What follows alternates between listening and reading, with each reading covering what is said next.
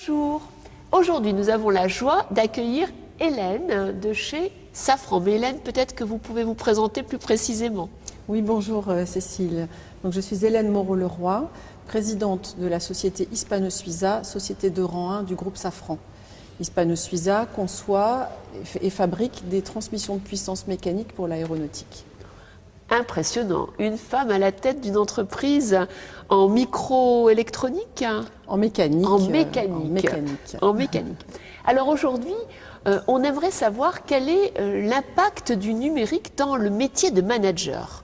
Qu'est-ce que vous en pensez ?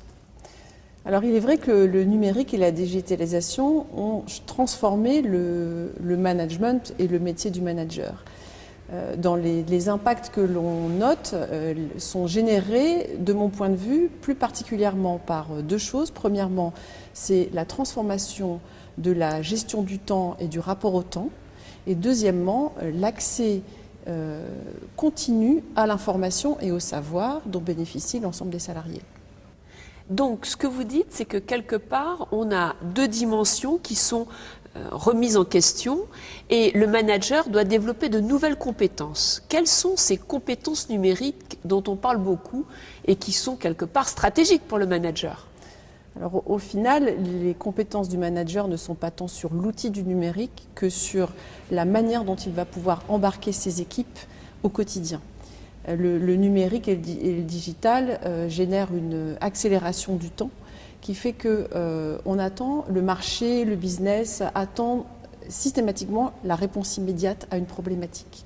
Alors la réponse immédiate à une problématique, ça projette les individus dans l'opérationnel, le quotidien,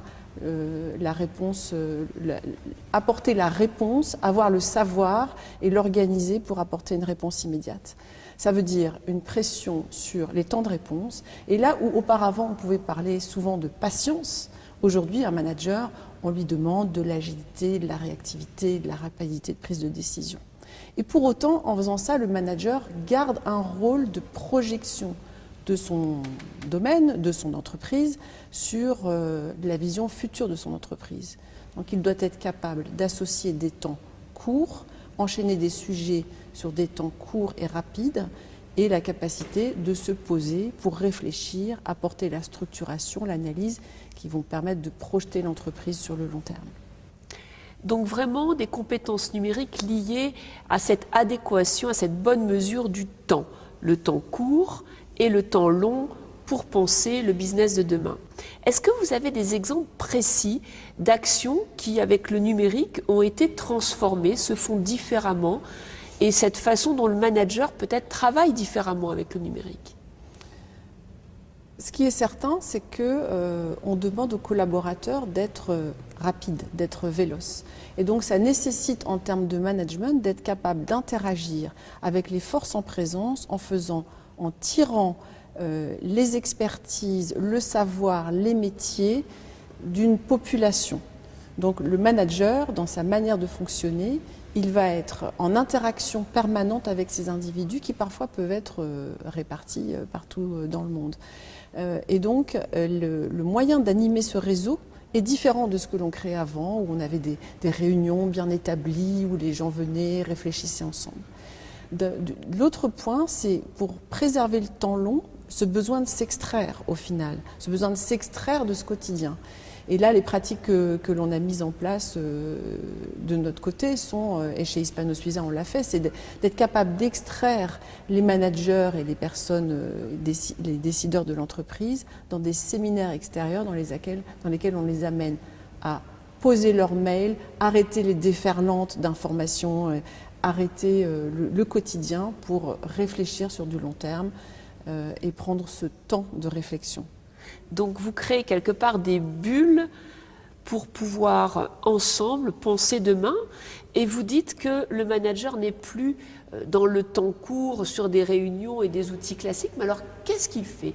Concrètement, un manager en compétences numériques, comment est-ce qu'il gère différemment ses équipes qui sont partout dans le monde ? Il utilise quel outil ? Alors il va utiliser des plateformes collaboratives, il va utiliser des moyens de visioconférence, il va bien sûr aussi voyager lui-même parce que à un moment donné le contact humain reste très important et au final même cette génération numérique est en recherche de contact humain permanent pour exister, pour avoir ce sentiment d'existence. Donc il va être beaucoup au téléphone, sur les mails, sur les recherches internet, sur les accès Alors au niveau de la formation, on va mettre en place du e-learning, du MOOC, des moyens pour les gens de se former quelle que soit leur localisation géographique. Et pour autant leur créer les moyens d'échanger sur ce qu'ils auront appris. Alors si vous deviez donner 2-3 conseils à une entreprise, une grosse PME qui veut vivre cette transformation numérique au niveau managérial, par quoi est-ce que vous lui proposeriez de commencer ? Quel est votre retour d'expérience si vous prenez un peu de recul? Quelles sont les recettes de cette bonne transformation numérique managériale? Une des premières recettes, il me semble, c'est d'arriver à faire cohabiter les générations. On a à la fois les jeunes générations qui sont tombées dans le numérique quand ils étaient petits, et puis les générations comme les nôtres qui sont obligées de se faire violence pour se transformer et s'adapter à ce milieu. Donc là, les outils à mettre en place pourraient être du reverse training, où les jeunes tirent les générations les plus anciennes pour leur faire comprendre l'agilité dont on a besoin et la manière d'utiliser au mieux ces outils. Donc ça pourrait être un premier axe, parce qu'il ne faut pas bien sûr laisser les générations qui sont les nôtres sur le bas-côté. Bien sûr. Merci beaucoup pour cette très belle interview et ce partage d'expérience. Que retenir? Retenir qu'en fait, le temps est peut-être la première variable, la temporalité du travail, la première variable qui a été transformée, bouleversée avec le numérique. Retenir qu'en fait, les générations doivent s'aider et en même temps apprendre ensemble pour pouvoir intégrer des outils et puis penser le futur, car les entreprises séculaires qui ont cette habitude de travailler dans le processus doivent également apprendre les méthodologies des startups. Un grand merci pour cette interview. À bientôt dans le MOOC. Merci.